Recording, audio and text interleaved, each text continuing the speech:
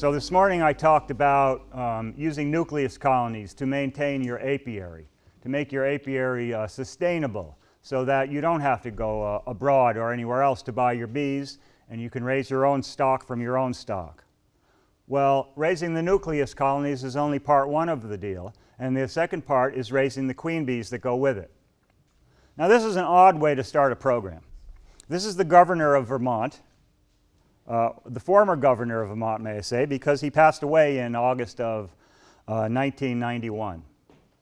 And why would I put this picture here? Well, have you ever had something happen in your life and you can recount the day that it happened because of something that happened that day? Well, on August 14th, 91, they found our governor dead in a swimming pool. And that's an odd way to start a program. But that day I was on my way to the Vermont Beekeepers meeting, the summer meeting, and they announced it on the radio. And that's how I have a link to what happened next. One of our most famous beekeepers, known around the world for his apitherapy and for his beekeeping wisdom and for his little inventions, was Charles Mraz. At that meeting, I sat with Charles Mraz, and he was a mentor of mine as a young beekeeper. He was almost a god.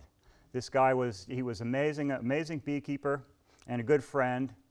And at lunchtime, he broke out his bucket of blueberries and his bottle of cream and a bowl and a spoon, and he gave me blueberries and cream to eat for lunch. What more could a young beekeeper ask than the most predominant beekeeper in North America giving him blueberries and cream? So after lunch, I really had to leave because I had bought 100 queen bees, and they were home sitting on my table in my dining room, and I had to deal with 100 queen bees. And he looks at me with the funniest look, and he says to me, "Why? Why do you have 100 queen bees sitting on your table that you bought from some faraway place?" I thought about that day and that question for many years before I could answer it. And this is sort of an answer to that question. That's what it's all about. That's what Charlie was trying to tell me. Why would I go buy bees from a faraway place when I can raise a bee like this that's better than anything I can buy? So I have to ask you the same question.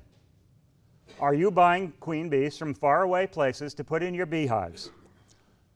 Why? Why are you doing this? Queen bees are not difficult to raise. We can raise better queen bees than we can buy from faraway places. So how do we do that? Well, we follow what the bees do. We watch how the bees raise their own queens. So when do the bees raise their own queens? Well, there's 3 instances in when honeybees will raise a new queen. The first being emergency. If the queen was to disappear from the colony, the bees would raise a new queen under the emergency response. They float a larva, a female larva, out of a worker cell, make a little queen cell out of it. Now they look like they're stumpy little cells, you can see them on there, but actually part of that cell is up inside the original worker cell. So they're really not as long as a swarm cell or a supersedure cell. Some would say that this is not the best queen. There we go. Some would say this is not the best way to raise queen bees, and I would have to agree. Some would say that the bees don't know what they're doing and they might mistakenly use a larva that's too old. And if they used a larva that was too old, it would make an inferior queen. So maybe the queen that was raised from a 12-hour-old larva or a 1-hour-old larva wouldn't be as good, would be better than a queen raised from a 2-day-old larva. Yes, I would agree with that. Charlie Mraz, who raised, and the family continues to raise all their bees by the emergency method, would have my scalp if I ever said something like this, but I believe it's true. But that's one way. The second way that bees raise their queens is by the supersedure method. They have a queen. They know there's something wrong with that queen. And so they go to work and they raise a new queen. In this case, the queen lays the egg in a queen cup, and the bees start from the egg with the intention of making a queen, supplying that queen with as much royal jelly as it needs to make a better queen for their colony. One of the problems with this is they only make a few. So if we were to try to raise queen bees with the supersedure response, what would we do? How could we get the bees to supersede their queen when we wanted the queens? We could do something to the queen. For instance, we could clip an antenna off the queen. That would surely make the bees supersede their queen. But we will only get a few queens. So it's really not a good way for us as beekeepers to try to raise any number of queens.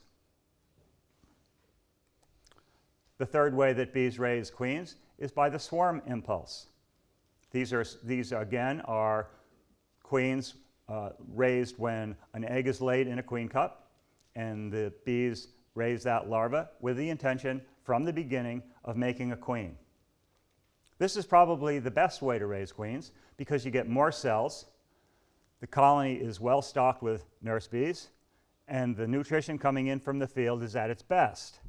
And so swarm queens are probably the best way to raise queen bees and to get the quality queen that you want.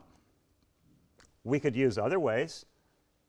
This is a piece of burr comb that was in a colony where the combs were too far apart, and they built it out and they put queen cells along the edges, and you could clip these queens from that piece of comb and use them. Those are probably swarm cells. So there's a number of ways that we can get queens, but as a commercial queen breeder, I can't raise enough queen cells this way, and I can't depend on these ways to raise my queen cells. So I have to go about it in a different way. So we want to talk about how we go from an egg to a larva to a pupa and to the final product, where the queen has emerged in our nucleus colony. Raising queen bees is all about the jelly. It's all about maximizing the number of nurse bees in a colony to maximize the amount of jelly that's fed to the queen, to the larva. Well, enter the beekeeper into the situation. How can we imitate what the bees do? Because beekeeping, successful beekeeping, is about observation, watching what the bees do, and then imitating. Follow their lead, do what they do, use what they do anyway to our advantage. So you want to raise some queen cells. You probably ought to have a book. You probably ought to read a book. This is a pretty good book printed in the States by Dr. Laidlaw and Dr. Page. And it highlights all the different ways that you can raise queen bees, all the different methods, and there's many, many different methods to raise queen bees. But by the time you finish reading this book, you'll be more confused than you were before because you really don't know which one should I do, which one is best for me. The most common method used in the States nowadays is the swarm box starter queen right finisher. So you harvest nurse bees from production colonies within the cell building apiary, and you dump them in a nuc box with a special screen on the bottom, a box that will hold many pounds, several pounds of nurse bees. And you put this in a cool, dark place for 24 hours. And then, after that, you put the graft in the queenless starter. And these are all nurse bees that have now lost their queen, and they're going to raise queens by the emergency response. You put the graft in the cell builder for 24 to 36 hours. They start raising the cells. Then you transfer the cells into a separate colony called a finisher. And this is a queen right colony with brood above an excluder where you put the graft. And if you elevate larvae above an excluder, you're separating it from the queen. They feel queenless, and they raise queen cells. That's a viable way to raise queen cells. But this method uses up the resources in your apiary. So if you had a small apiary and you wanted to raise a number of queen cells, is it really viable? Is it sustainable to harvest nurse bees from your production colonies to raise queen bees to put in your production colonies? I don't think so. I think it's using up the resources of your production colonies. So I don't believe that that's sustainable beekeeping in most of our situation. If I wanted to raise a yard of queen cells and I made a 100-pound average from the honey, from the crop, the production colonies, if I raise 100 pounds of honey and I get $2 a pound in bulk and there's 30 colonies there, that's some significant money. So I'd better raise an awful lot of queens, and awful good queens, and sell an awful lot of queens to make up for the loss of production. Is that worth it? Well, when I read this book, it was so obvious to me that Brother Adam's method was the method I wanted to use to raise my queen cells. I can't speak to the issue between the black bee and the buckfast bee or anything else about that. But I think that he had it right when he raised his queen cells with this method, because he combined two of the three methods that bees use. He used a combination of the emergency response and the swarming impulse to raise his queen cells.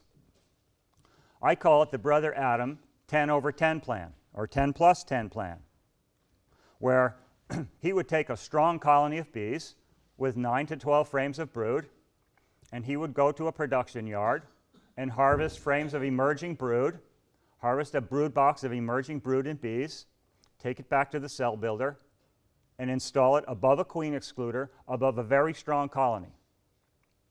What happens when you do something like that? If you took the strongest colony in your apiary and you gave it 10 additional frames of brood, what do you think would happen? The colony would swarm, wouldn't it? It would get so strong, it would be so full of nurse bees that it would probably swarm. It would start queen cells. This is exactly what you want.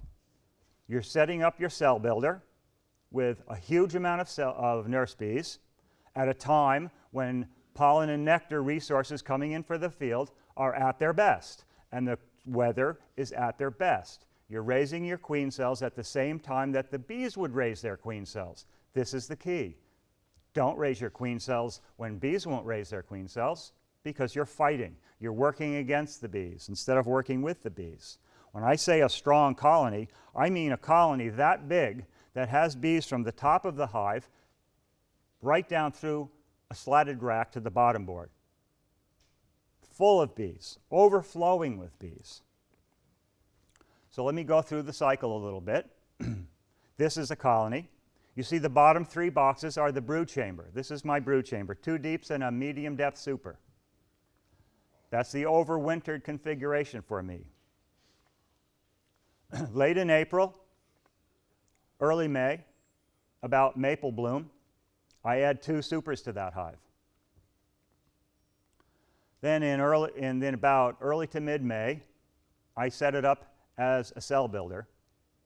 I elevate one of the partially filled honey supers above that queen excluder, and I add that box of brood that I harvested from colonies. And that's the original day 1 setup. When that brood emerges, this colony is going to be packed with young nurse bees. Well, where does the brood come from? Does it come from the rest of your colonies in your apiary? Well, then what's the difference between that and shaking nurse bees out of your additional colonies in your apiary? It still weakens, uses up the resources of those production colonies. Is that sustainable beekeeping? If your apiary isn't large enough to support it, no, it's not sustainable beekeeping. Well, think about this. In 2011, from 50 overwintered nucleus colonies that I maintained, I did not sell them or use them for increase. I built them up into 3 stories. That would be 12 combs. That would be 4 combs over 4 combs over 4 combs. So, between May 9th and June 19th of that year, I set up 35 cell builders. That was a total of 245 frames of brood. I used two combs of honey on the outsides and 7 combs of emerging brood between them. Times 35 is 245 combs of brood. When I finished setting up my last cell builder on June 19th, I converted over to using the harvested brood to make nucleus colonies. And between June 16th and July 20th, I made an additional 330 nucleus colonies. So from 50 overwintered nucleus colonies in a 4-comb over 4-comb configuration, I harvested over 900 frames of brood. The prolificness of our bees is unbelievable. If you have the right flow and you have combs to add to the brood factories, I call these little brood factories, it's amazing what they'll do. And they'll provide you all the brood you need for your cell building work and for your nuke work. Now does it become sustainable? You're not touching your production hives. All you're using is nucleus colonies. Nucleus colonies made from a little bit of brood and bees last summer, overwintered, built up until the flow starts, and then instead of making them be production hives, you let them be brood factories, and it gives you all the brood you need for your work. So, nucleus colonies in a queen rearing program. This is what I'm talking about. These are overwintered nucleus colonies. Each of those stalks has 2 nucleus colonies in it, with a divider between them, and a 4-frame super on top of each one. So each side of that box has a nucleus colony with 4 combs in the bottom and 4 combs in the top. Before I start harvesting brood, in order to let them populate all the combs I need, I add a 3rd box of 4 combs above the original. Then I start breaking them down.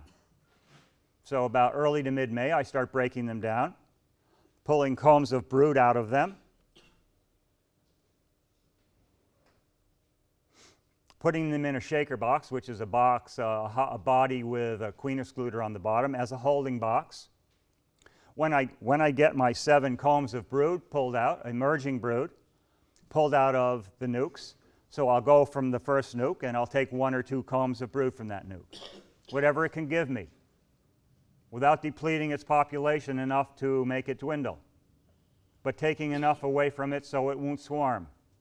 So it may be 1 comb, it may be 2 combs. Perhaps the first time you go through that nuc, it's 1. I have 100 of these now, and I set up 4 cell builders every 4 days. So the first day I'll go to the nucleus colonies and I'll pull out what I need, and when I have enough brood and bees for my 4 cell builders, I'll stop. 4 days later, I'll start where I left off, and I'll continue through the apiary, pulling frames of brood and bees, and when I get enough for my 4 cell builders, I'll stop, and then 4 days later, I'll repeat the process, and eventually I've gone through all 100 nucleus colonies, and I'm back to the beginning again. And by that time, they've reestablished, she's relayed those combs that I put in. They're now brood again. There's more emerging brood in those nucs. I'll go through the nucs, I'll pull out what I can pull out, and move on to the next, and so on, and so on, and so on. So what happens when we take a strong colony of bees and we put a box of brood on top? We create a monster, an absolute monster.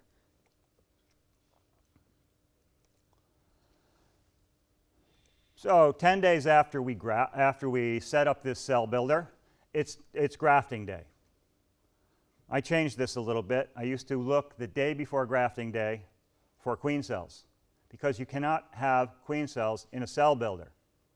You cannot have cells in a cell builder because that cell will emerge before your cells and it will kill every cell you have. So I used to do it the day before, but that meant I had to take that colony apart twice. So now I've changed it to grafting day. So grafting day is 10 days after you set up the cell builder. You have to look for queen cells. Above the queen excluder, there could be emergency cells. Because remember, I said when you elevate brood above a queen excluder, away from the core of the brood nest, away from the queen, the bees' response is to grow a new queen because they think they're queenless. So you go through the box that was all brood and is now emerging, and you look for queen cells. And you have to remove every one. Every one. Then you go through the bottom of the box below the queen excluder, and there may be swarm cells there. Most likely they are because you've created this monster colony on a honey flow full of nurse bees, and they start swarm cells. So you have to go through the colony, shaking the bees off of each comb, making sure that there are no queen cells in that colony on the day you graft. Let me say it one more time, or 2 more times, or 10 more times. You cannot have a queen cell in a cell builder when you set it up. It's the most common mistake that people make in setting up a cell builder. I do it. Everybody does it. If you miss one, you're going to lose your cells. You have to get every queen cell out of that cell builder. Should I say it again? You need breeding stock. How do you choose your breeding stock? You can buy your breeding stock, but you probably have breeding stock in your own apiary, or in your friend's apiary, or in your association's apiary. You use what you have. Your stock may not be the best stock in the world, but you use what you have. It's not always the best stock. It's not always the best genetics that make good queens. This morning, the speaker was talking about nature and nurture. Raising queens is about nature and nurture. Professor Farrar in Wisconsin once said that you can raise better queens from less than ideal stock under ideal conditions than you can raise from ideal stock under less than ideal conditions. That makes sense to me. So you use what you have, you learn how to raise quality queen cells, but if you wanted to select better stock, you have to have criteria. You have to have selection criteria. You have to have things that you select for. What do you select for? Here's a list of 5 things that you could select for. How about the ability to winter? The ability to winter in my area, where we have snow, we have cold, minus 20F, minus 25F, all the time in the winter. We have the last cleansing flight occurs in December, and the next cleansing flight might not occur until April. This past spring, our first cleansing flight was on April 1st, since December. Our first pollen never came in until April 15th. Imagine. People here are talking about pollen on Boxing Day. People are talking about pollen in January. Brood rearing in February. Queen cells emerging in March. This is unfathomable to me. But here's 5 good selection criteria. The ability to winter. If they don't winter, there's no use in selecting for anything else because they're all dead. So that has to be number 1 in my book. Diseases, the absence of diseases, and I specifically zero in on chalk brood because my bees really don't have too much disease. I haven't seen AFB in years. I guess I could probably identify EFB if I had to. But chalk brood is a real issue. And by selecting from colonies that never have chalk brood, I believe that I'm selecting for hygienicness. Temper. Well, we all know temper's important. Do you really want bees that staple your socks to your ankles? I don't want bees that staple my socks to my ankles. I want bees I can handle wearing a t-shirt and a veil. I don't like to get all dressed up. You know, I work 80 hours a week in the bees. I can't be working like that with a veil and a hood on myself. Honey produced, that's an important, aren't you trying to produce honey? Well, shouldn't you at least select the colonies within the yard for possible breeders among the colonies that produce the most honey in the yard? What about how much sugar you feed them? If you feed them sugar, shouldn't that in some way be reflected in the total production? So would you select a colony that made 150 pounds of honey and had to be fed 50 pounds of sugar? Or would you select a colony that made 80 pounds of honey and didn't have to be fed anything? Perhaps the latter.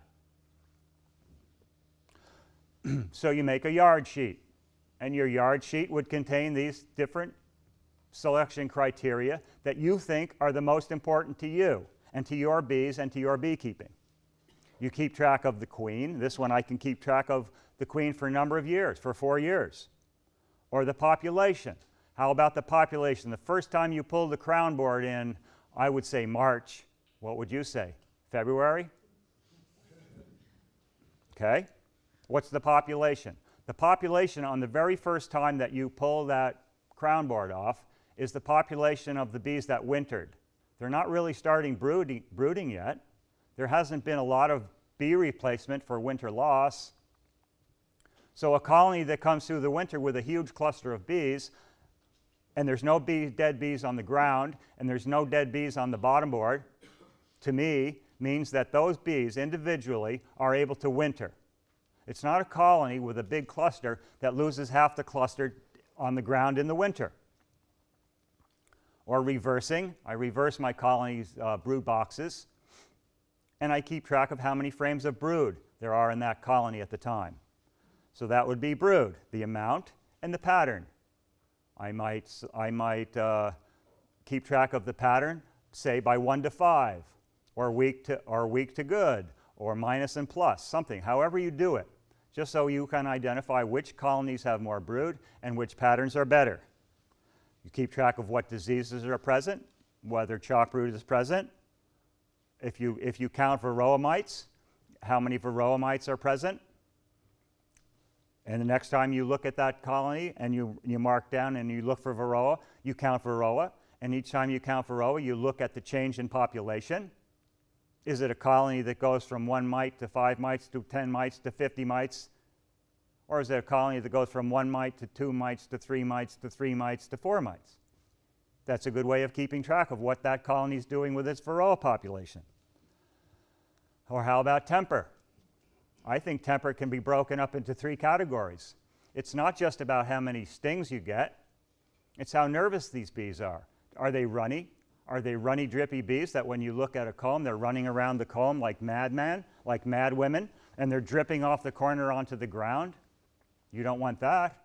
Or when you open up a colony and reach across to do something, they bang off your wrist or they butt off your head. That's a nervous indication. That's a nervous disorder that's all related to this stingy, nervous, runny disorder.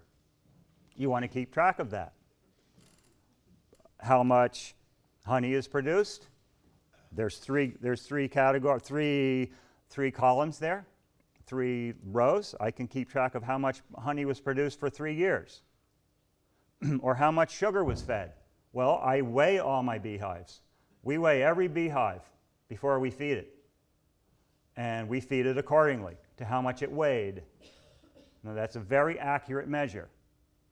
You could pick up the back of a hive and say to yourself, this is a light hive or this is a heavy hive. Well, as I said this morning, I can't afford to feed my bees more than they need. And if you start picking up beehives to weigh them, by the time you get done with the first apiary, they all start feeling heavy. And so what are you going to do? You're going to err on the side of caution, and you're going to feed extra syrup.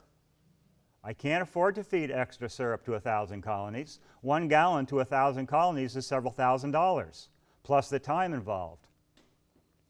So I try to get it a little bit more accurate, and that's why we weigh our bees. But that's something that you have to keep track of. So how do you manage this breeder queen? This is a breeder box. This is a breeder hive. It's a standard box with a vertical queen excluder. You see 3 combs between the 3rd and 4th comb from the right side. That white line is a vertical queen excluder. The entrance in that 3-comb cavity has a block in it, so the queen can't leave the hive. The crown board is nothing more than a bag, which the cover pushes down against that queen excluder, preventing the queen from escaping from that cavity. And by managing the combs in that cavity, I can time the age of the larvae so that there are larvae between egg and 12 hours old on the day that I graft. And I keep track of them. You can see the dates on the combs. You can see that I put one in on May 30th and one on June 3rd and one on June 7th. Well, the May 30th comb, 12 days ago, was against the excluder. And on grafting day, I graft from that. And then on the day I have to add another comb, I pull the one where 530 is now, I pull that comb, moving it across the excluder to a space that I made vacant by pulling a frame of honey out of the far side of the box. I move 6.3 and 6.7 over, and I put a new grafting comb where 6.7 was. And she jumps right on that comb and lays it up. And on grafting day, I have larvae that are between egg and 12 hours old. It's very important when you raise queens to have graftable larvae that are as close to the egg as you can handle. Yes, caste determination. Castes in the hive are worker bees and queen bees, both females. And this caste determination is done sometime between 0 and 3 days. At approximately 3 days, a female larva can no longer be changed into a queen. But does that mean that you can graft a 2.5-day-old larva and get the same queen that you can get when you graft a 12-hour-old larva? I don't think so. I think it's a matter of degree. I think the farther you are away from egg, the lower the quality of the queen. So you're trying to graft a larva that's as close to the egg as you can get. And this is the only way that I can do it in abundance. I could go through a colony. I could go through a favorite colony and find larvae that are 12 hours old. But it's too much work for me as a commercial queen producer. So I would much prefer to do it this way and be sure of it. So you can see here, I've put another comb in. So grafting, if you can find the very smallest larva that you can see there, that's more or less what size I'm talking about.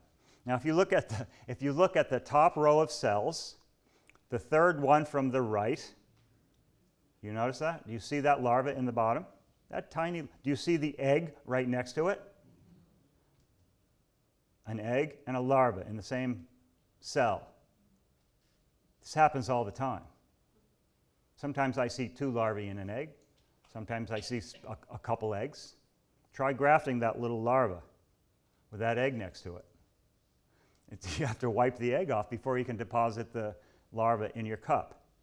But you see how the egg is larger than the larva? That's the right size to graft. The very smallest larva you can find. Or do you see 4 cells from the right on the top row? What do you see there? 2 larvae. Do you see one is bigger than the other? That's the one you want to graft from. That's the size that you're trying to graft from. The lighting is terrible on this. I don't know if you can see the larva in that. It's minute. And that's my point. You can't see the larva in that because it's so small. If you can see it really well, it's too old. In fact, I need help now. I used to be able to do it real well. This is grafting. This is putting the larva in the cups. That's me grafting. This is my fancy grafting hut. I used to have a tent and do it in a tent to keep the bugs and the mosquitoes and the robber bees off me. I much prefer this. I put in, Handel violin concertos or something, and I can just sit there and graft all day long, not get a sore back. But you can see I have a headlamp and I have jeweler loops on my head, so I can see these larvae, so I can handle them properly. So on grafting day, I break grafting day up into two sections: grafting day morning, grafting day afternoon. Grafting day morning, I have to get the cell builder ready to graft. So remember the cell builder? That was a brood chamber and a honey super and an excluder and a honey super and my brood that I put above there. On the left in that picture is that partially filled honey super and brood box that was above the excluder. Behind is the queen right section of that hive. So I lifted off the two boxes above the excluder and put them to the side on an upturned cover. I've checked them all for queen cells, so I know there's no queen cells in this box. I remove the queen right colony from the bottom board, wiggle it back, walk it back onto the ground, turn it around 180 degrees, and face it the other direction. Then I put a new bottom board on the hive stand, and I put my partially filled honey super on the bottom, and then I put my box of mostly emerged brood on the honey super. The reason I'm putting that honey super on the bottom is twofold. First off, it insulates my cell building frame when I put the graft in from the cold temperatures at the bottom. It also has frames of partially filled honeycombs, nectar. Bees do not like nectar on the bottom board, and they move it up. And moving it up acts like a honey flow. Isn't that what bees do on a honey flow? They bring the nectar in, they put it wherever they can put it. The field bees come in with their nectar load, they give it to a receiver bee, and they go get more. And the receiver bee takes it and puts it in a cell. And where does she put it? In the closest cell she can find, so she can go get another load. And then at the end of the flow, in the evening or whatever, they move it up. They move it up to where it belongs. They move it up and out of the brood nest. That's exactly what's happening. And so it acts like there's a flow, and you need to have a flow in order to raise quality queens. So I take the colony apart and I set it up the way it is there. This is what you're looking for. Lots of bees. This is the top box. This was the brood that I put in there 10 days ago. The two honeycombs are on the outside edge, and the 7 frames of brood are in the middle. It was already emerging 10 days ago, so it's mostly emerged now. Those bees are a perfect age now, most of them, to be nurse bees. Well, we all know that we need pollen. You have to have a pollen comb to raise queen bees. That's their protein. Where do you get that pollen comb? You could go through a production hive and look for that pollen comb, but gosh, that's an awful lot of work to take all the supers off and go through the brood nest and try to find a suitable pollen comb. Sometimes there are no pollen combs. You could look all day through production colonies and there's no pollen combs because there's no pollen flow. They're using it up as fast as they're able to get it. So then what do? You make a pollen comb. You trap some pollen, you keep it in your freezer until the day you need it. You choose a nice clean worker comb, you dump pollen on it, and you rub it in with your fingers. You work the pollen into the cells with your fingers, making a beautiful pollen comb, such as one you've never seen before. You've never seen a pollen comb like that. But this is the kind of pollen that they need. They need an abundance of pollen to raise a good queen cell. So here it is. I take the outside 2 combs out because those were the honeycombs. I make a space in the middle, and I place the pollen comb in that space. The little arrow points to the side of the frame where the pollen is. And you're going to want to put your graft directly next to that side of the pollen. You don't want on the other side. Bees don't move pollen. You need the pollen right next to the graft. Now you have to get the nurse bees in that cell builder. How do you get the nurse bees in that cell builder? Some people say they lure them in with open brood. I don't put open brood in my cell builder. I don't want open brood in my cell builder. I don't want to share my nurse bees with any frame of brood.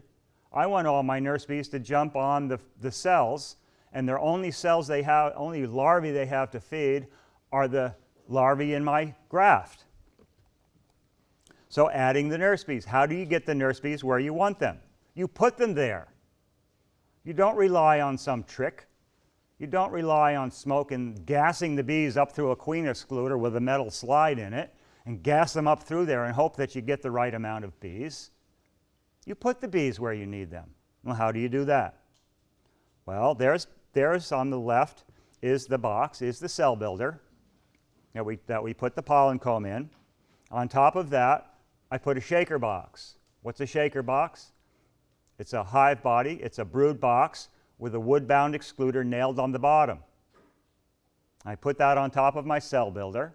Then I take apart the queen right section, which is what's there on upturned outer covers, and I shake the core of the brood nest into that shaker box and run those bees down through the queen excluder into the cell builder. So what happens? If there's a queen on those combs I'm shaking, she gets trapped in the shaker box and can't go down into the cell builder. Okay, so I pull a comb of brood out. Oh, there's the queen. Good. I'll put her over here in a separate box and keep her happy and keep her safe. And just start shaking bees into the brood box, right into the cell builder. What about the second queen? How many beehives have 2 queens? How many beehives have 3 queens? It happens more often than you think it does. I've seen 30% of my colonies have multiple queens before. By shaking them through queen excluders is the only way you'll know. It's incredible how many times a colony will have multiple queens through supersedure. So you have to get them all, so you can't stop at the first queen. So rather than trying to look and look and look, and have you ever looked for the queen and pulled the comb of brood out and the queen's not there, right? You put it in a nuc, you give it a queen, it slaughters your queen. Why? Because you just stole the queen from the hive because you didn't see her. This way, you're not going to miss her. She's going to be running around in that. There's the shaker box, getting ready to have bees shaken in it. There's what happens when you shake the bees out of the core of the brood nest. Inside that shaker box, you put a couple inches of duct tape. Bees hate duct tape.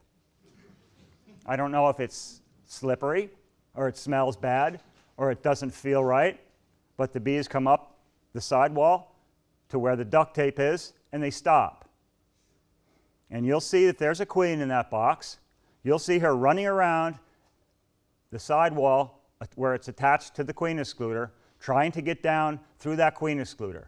And you know, her big abdomen, she's doing this, and she's running around that sidewall trying to get down, and she's telling you, here I am, just like the tail of a deer, you know, when it runs off through the field. You can see, that's what you see. You see that white tail go like this, the white-tailed deer of North America. I don't know if your red deer and all those have white tails, but it's just like a deer, and she's waving her little butt at you, and there she is. So you shake the core of the brood nest out, leaving enough bees in the queen right section to care for what brood is in there. You don't shake them all out. And so this is what it looks like right after you shake it.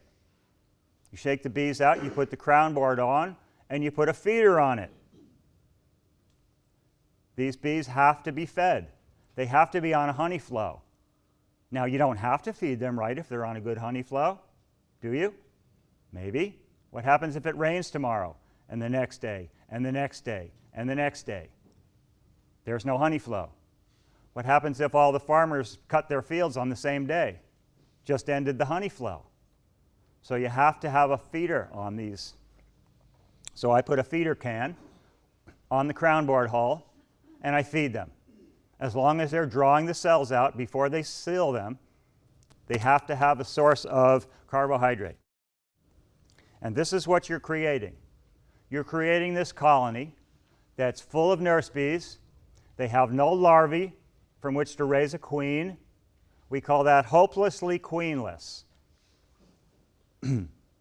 They start to nascent off. The nascent off glands are all up. They're roaring. You know the queenless roar? You can tell when bees know they're queenless.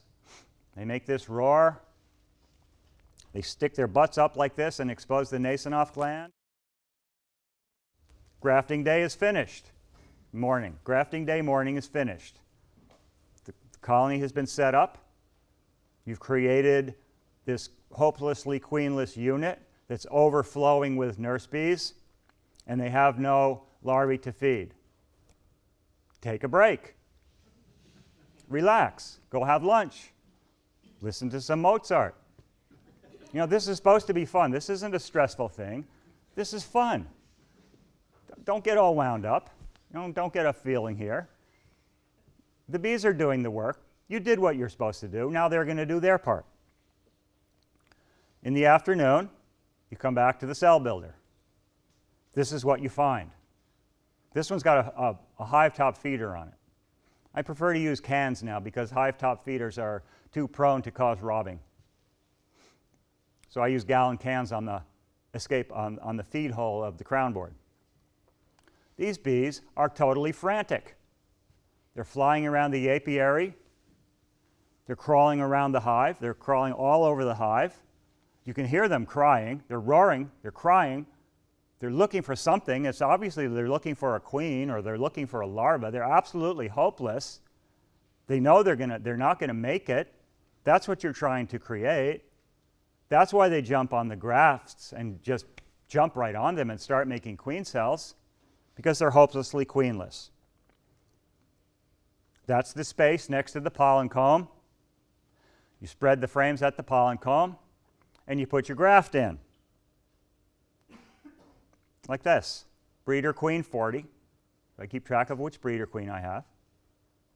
And they jump right on the cells, right on the larvae, and they start drawing them out. It's unbelievable how fast that little colony will calm down. Within minutes, the roaring stops, the flying stops, the crawling on the outside of the hive in a frantic fashion stops, and the bees, you can hear them go, and they all go in. It's amazing. They go right in. They all know they're safe now. They can raise their queens. 5 days after you graft, the cells are sealed. At that point, you can pull the feeder, you pull the cell box, the cell builder, and the partially filled super off the bottom board. You walk the queen right section back up onto the stand facing the original direction. Remember, when we set that cell builder up, we put all the nurse bees in there, but the little colony was facing the same way it was before, so they've got all the field bees and all the nurse bees. So they make this gigantic colony with all the resources they need. So 5 days after you graft, the cells are sealed. You take the cell builder off the stand. You put the queen right section back up on the stand. You reinstall the queen excluder. You put the partially filled super and the cell builder back above the queen excluder. And you're done for that day. So then you're harvesting the cells. 10 days after you graft, the cells are ready to go. 5 days after you reunited the colony, the cells are ready to go. Because you had so many nurse bees, because their nutrition was so overwhelming, that these bees make such queen cells, filling them with such an amount of royal jelly. It's incredible how fat and big they make. You need to keep them warm. You need to handle them like eggs. And you put them somewhere, like in a nuc. But this is what you get. Do you see the cup on the left? Do you see the jelly? This is the pupa. This pupa is going to emerge in 2 days. She's not eating any more jelly. That's leftover jelly. That cell had so much jelly in it that larva couldn't eat it all, and that young pupa couldn't eat all that jelly. There was an abundance of jelly. That's what you're looking for. Well, here's one that was full of jelly. packed with jelly. If there's so much jelly in it like that, that's abnormal. Opening it up, you find that it's a dead larva. It didn't eat any of the jelly. So yes, you have to be discriminating on which cells you use. You might want to hold them up to the light and see if there's a little pupa wiggling around. You don't want to use one like this. This one, they really got it wrong. Bees definitely make a mistake once in a while. This pupa is upside down. The tip of the queen cell is at the bottom. The queen's head is at the top. This queen will never hatch. She'll die. I take the cells out. I take them to my mating yard. I put them in the mating nucs where we caught queens yesterday. Then I can restock my cell builder. This is one of the things that makes this sustainable. I go back to the apiary. I check my cell builder for queen cells, making sure there's no swarm cells. I remove what was the former cell builder, which is now pollen and nectar because all the brood has emerged. I take it off, shake it out on the ground like this, and give them another box of brood and set it up for a second time. 20 days later, I remove the cells, come back in the afternoon, set it up for a third time. It's the same colony being used over and over again. Now, if I was just going to use the resources of that colony, I'd only be able to do it once. And that colony would be in a real challenge to build itself up for winter. But by adding resources to this colony, instead of using up the resources of this colony, I can continue. Every 20 days, I can get another graft drawn out in that colony. Think about this. So after 2 rounds, after the second round, I find an average of 15 frames of brood below the queen excluder. That's not what I added to the colony. That's what the queen in that colony is maintaining, and the nurse bees in that colony are maintaining. Have you ever seen a colony with 15 frames of brood, 7 of which are open bees, open brood? It takes a lot of nurse bees to do something like that. That's what you're creating here. You're creating a maximum of nurse bees to create a maximum of royal jelly to feed your cells. It makes me wonder if we ever actually see the potential of our queens reached. Do they ever reach their full potential? We're always messing with them, splitting them, trying to keep them from swarming, pulling out brood, making nukes. Does that colony ever reach its full potential? I don't think so. Because the more bees you have, the more brood, and the more brood you have, the more bees, and the more bees you have, the more brood, etc. And it's exponential, and one supports the other, and you create these monster colonies that create beautiful queen cells. This is the cell building apiary. After the last cells have been removed from that colony, from that yard, so I raised some 1,500 queens from this colony, from this yard, and harvested over 2 tons of honey. Imagine, 2 tons of honey from 30 cell builders and 1,500 queens to boot. Totally sustainable. You're not using up your apiary. So using the cells, you can use them for requeening. You can make a nuke and requeen. You can kill an old queen and put a queen cell in the hive. But did you ever try putting queen cells in queen-right hives? You know, you can put ripe queen cells up in the supers when there's a honey flow on. And what happens? The colony supersedes using those queen cells. It's exactly what honeybees do. Honeybees grow cells, supersede your cells on the flow, requeen their queen, the virgin hatches out, they sort it out, sometimes both queens live for a while. So by putting these queen cells in the honey supers on a honey flow, has to be on a flow, and has to be in the honey supers, the virgin emerges, gets mated and lays, and eventually the old queen disappears. Or you can make nukes for wintering or nukes for increase. Lots of things you can do with those queen cells. You can put them in mating nukes. You can use your standard size frame for mating nukes. This is a standard Langstroth box divided in two with an entrance on each side, made queenless. Next day, give it a queen. Give each side a queen, 16 to 21 to 20, whatever rotation you're on, days later. You pull the queen, your schedule has another batch of cells ready for the next day. You go back the next day, you give it some more cells, 16 or 21 or 28 days later, you pull the queen, the next day you have another batch of cells ready, and so on and so forth. So we do this all summer long. We do this from the early May until we caught our last queens on July 1st this year. July 31st, excuse me.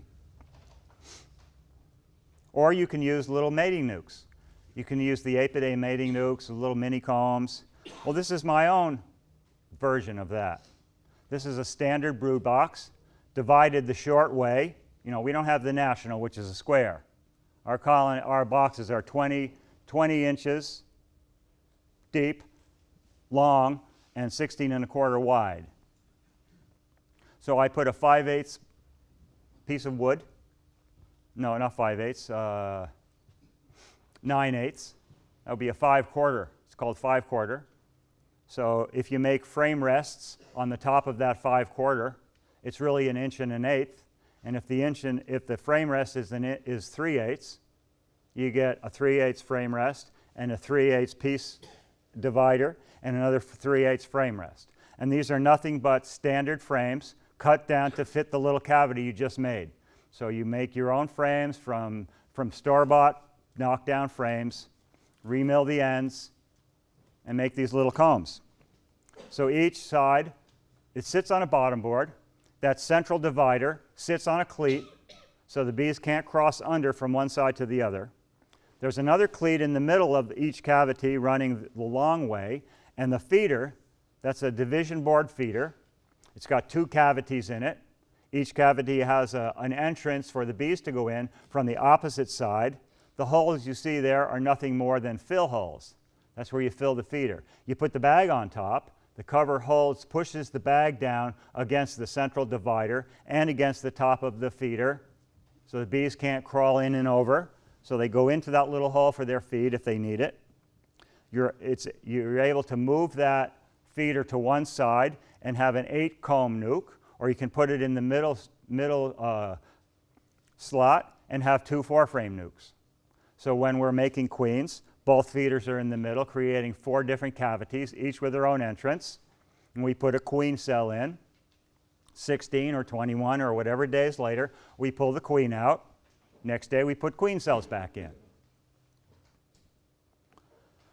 This is the mating yard I use. There's over 500 mating nukes in this yard. You can only see a part of it. And this mating yard is divided into 4 groups.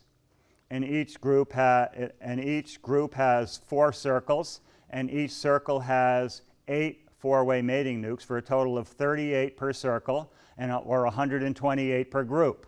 And there's 4 groups, and we do 1 group each day. We catch the queens. Next day we put queen cells in. 4 days after we catch the first group, we catch group 2. Next day we put queen cells in. 4 days after group 2, we catch group 3, and so on. 4 days after we catch group 4, we're back to group 1 again. We catch group 1 again. There's cells ready to go in group 1 again. We put the cells in like that. 16 days later, can you see why I'm on a 16-day cycle? Because there's 4 circles, and every 4 days I do them, and that's 16 days.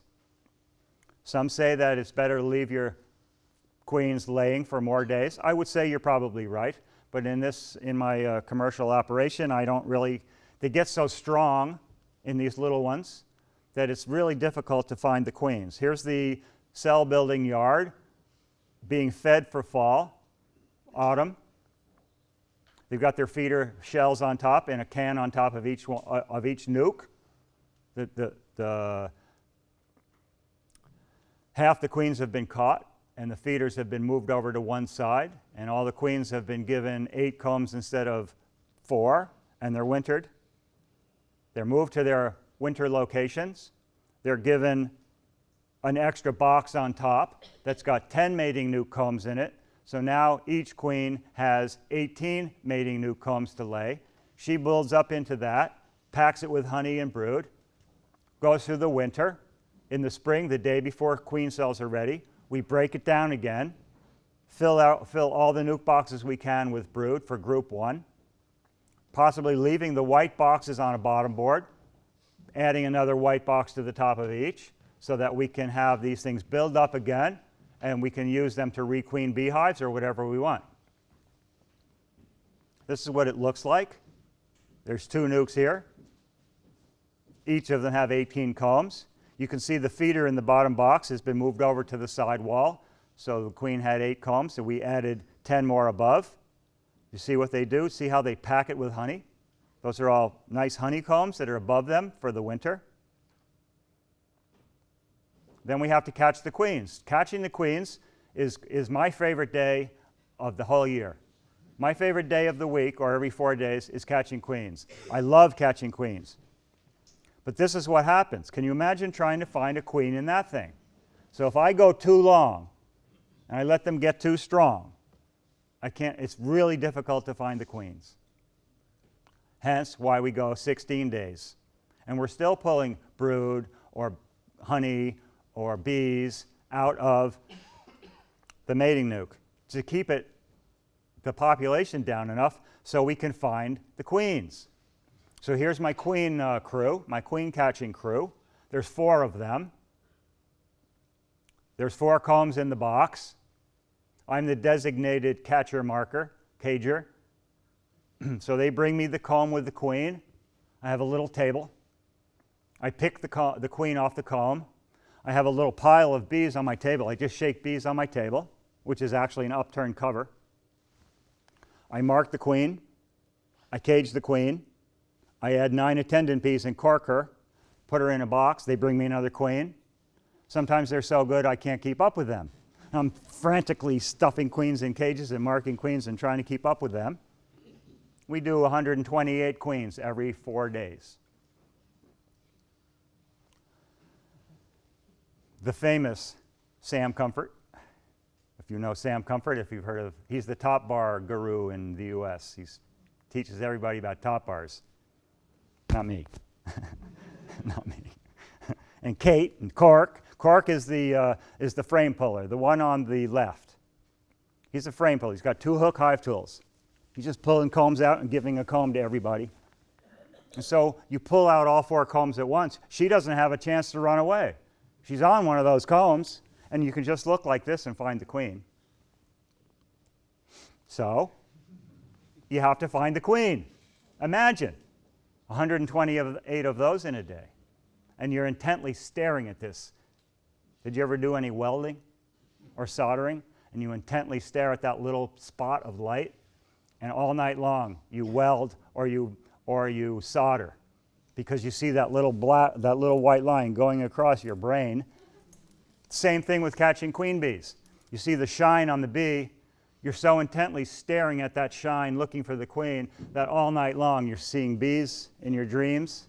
And they come in the morning, especially after the first day. They come in the morning and everybody's going, oh my God. Did you get any sleep last night? No, I didn't get any sleep last night. I caught queens all night. But there is a queen in that photograph. And if you're good at it, you can probably see that queen. She's somewhere in the middle. She's pretty close to the center of the comb. Now you see her? She's right above that spot. See her? Right above that spot. There's the queen. But did you know, I mean, you all know Star Trek and the Klingons and the cloaking device. Did you know who invented the cloaking device? Yes, it was queen bees. Because that queen bee is right there, but you can't find her. And there she is, and you say, there she is, and you look back, and she's gone. She's got the device on. Cork says, look away. You look away, and you look back. Ah, there she is. She turned it off. And that's what you get. You get these beautiful queens. You don't send away for them. You don't buy them. You grow them. The bees grow them. You just set it up for them to do the best job they can. This is how I mark the queens. I use a piece of Timothy I don't use those silly marking pens. I use Testor's model paint, enamel, or whatever hobby paint enamel you can get here. I don't know what brand it would be. Put the very, very smallest little drop of paint on that end of that Timothy. And here I'm trying to mark this queen. If you buy your queens marked and you have to pay $1 or whatever it is, a pound, or whatever it is that you have to pay the breeder to mark your queens, and you object to paying that fee, you should have your head examined. Honestly. Do you see that one with the white spots? She's been following me around all day. I can blow her off, and she comes right back. And I blow them off and go over here and try to mark the. She's back on there again. I'll blow them off and I'll go over there to the back of the room. And I go to mark, and there she is again. They don't stop. The only way I can get rid of her is to pop her little head and throw her away. And they're stinging my fingers, and you can see the black spots, and they get in the paint on the queen and they smudge the paint. It's not so easy. So if you're paying to have your queens marked, lucky you. And what if you have a small backyard apiary and you've only got 2 or 3 hives? You don't really have the resources to raise queens over time. You could raise a batch of queens. You could raise a couple queens like this, but you can't raise queens over time and do a good job and have good selection and not get inbred and things. What do? You support your local queen breeder. There's plenty of people in your area raising queens, and the best queens are going to come from your own area, grown under the same conditions that you're keeping your bees. Thank you.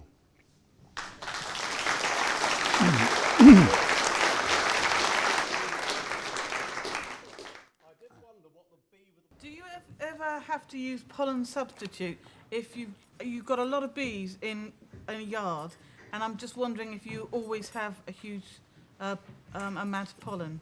I do. I do have a large amount of pollen because I trap my pollen in the spring. I have a dozen pollen traps, and I can trap over 100 pounds of pollen in 2 weeks, which gives me all the pollen I need for the whole season.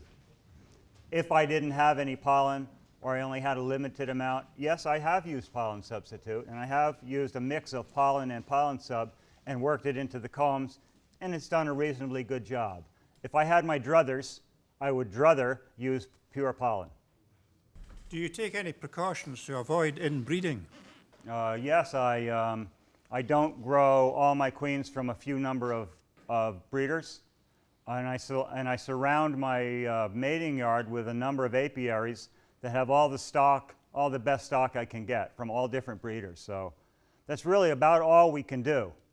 We don't have the moors like you do. I can't. How many colonies could you have in an area and be fairly confident of avoiding inbreeding? I have 5 apiaries with 25 colonies within 2 miles of that apiary. So I do pretty well. I don't really have an inbred problem.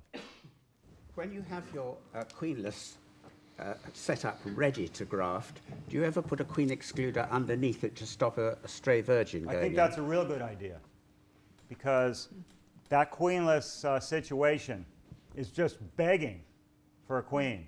And if a virgin emerges from anywhere in that apiary and smells that, she's attracted to that. And yes, that virgin will go in the cell builder and destroy your cells. So yes, it's actually a good idea. I don't do it because my cell builders get so strong, they get so packed with bees that I'm afraid they wouldn't be able to ventilate properly. But I get cell builders. These cell builders are so strong that the entire box, cover, feeder box, cell building box, right to the ground, out on the ground, is covered with bees for those 5 days. In fact, the feeder can in the top of above the crown board, the bees, there's so many that they build a circular comb off the top of the can up this high, because the whole thing is full of bees, because it's got all the field bees and all the nurse bees.